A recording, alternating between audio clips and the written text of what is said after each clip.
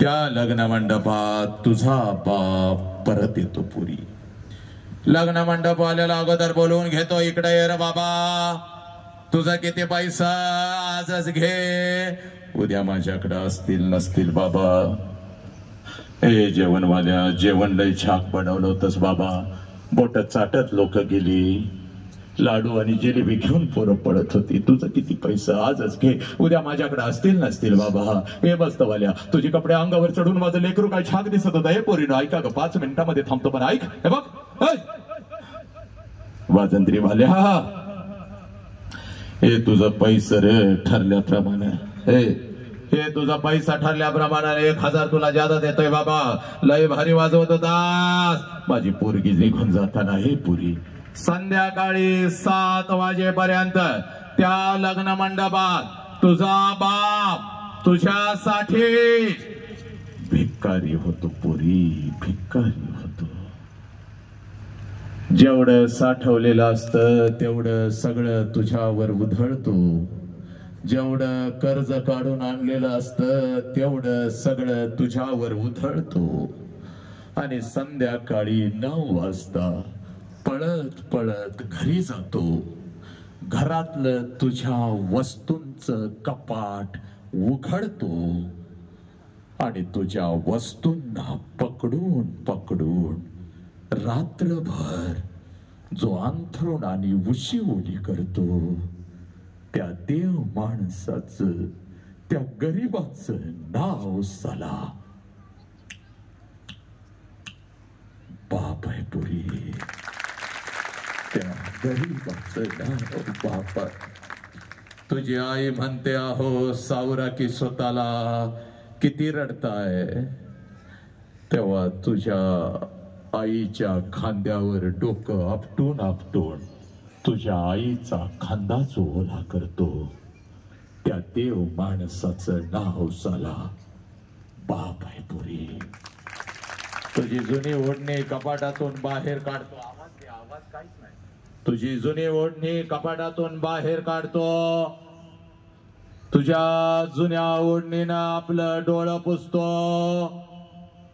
आणि ती जुनी ओढणी उशाला घेऊन रात्रभर आपल्या अश्रूनं जो ओला चिंब करतो, त्या देव माणसाचं नाव साला बाप आहे पुरी. 100 किलोचं पोत या ट्रक मधून उचलतो आणि त्या ट्रक मध्ये टाकत आपल्या लेकरांच्यासाठी जो हमाली करतो, त्या हमालाचं नाव साला बाप आहे पुरा. दिवसभर शेतात राब राब राबतो आणि संध्याकाळी कुठल्या तर हॉटेलच्या बाहेर उभं राहून जो वॉचमन होतो, त्या वॉचमनचं नाव साला बाप आहे. उन्हामध्ये तापतो पण आपल्या लेकरांना झाडाच्या सावलीत जो बसवतो. थंडीमध्ये जो कुडकुडतो पण आपल्या अंगावरची चादर लेकरांच्या अंगावर जो टाकतो,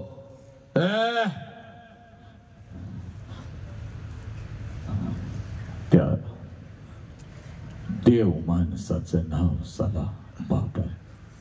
शेवटचा प्रश्न पोरानो एवढाच तुम्हाला विचारतो आणि मी इथं थांबतो. या बापाच्या तोंडावर हरामखोरानं थुंकणार आहे का? आत्महत्या करणार आहे का? व्यसनाच्या आहारी जाणार आहे का? नालायकानं, हे पोरी, तुझा बाप असा पोलीस स्टेशनला उभा असतो बघ. या हरामखोर, नीट ऐकायचं, नीट.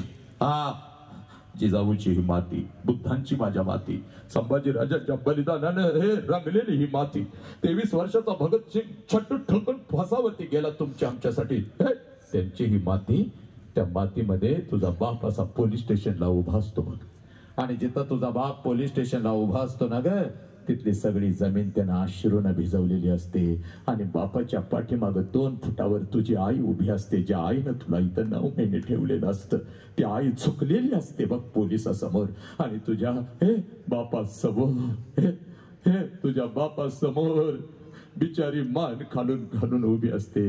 आणि पोलिसांना तुझा बाप सांगत असतो, साहेब काय वाटेल ते करा साहेब, माझ्या पोरगीला शोधून काढा साहेब. 2 दिवस झालं शाळेला म्हणून गेली, कॉलेजला म्हणून गेली आणि माझी पोरगी खरीच आली नाही साहेब. ए पुरी, या सोशल मीडियाच्या माध्यमातून कोण तर हरामखोर कुत्रा तुझ्या आयुष्यामध्ये येतो. तुला गोड गोड काय बोलतो, तुला एखादं चॉकलेट काय घेऊन देतो.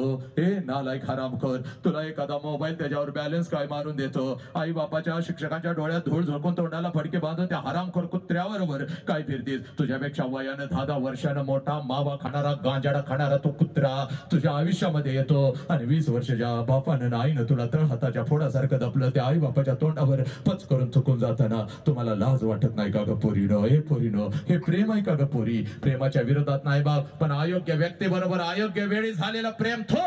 पोरी, जे पोरग तुझ्या आई बापाच्या तोंडावर थुंकायला लावतं ते प्रेम आहे का पोरी? ते हरामखोर तुझ्या तोंडावर कधी तर थुंकणार. तुझ्या शरीराचा उपभोग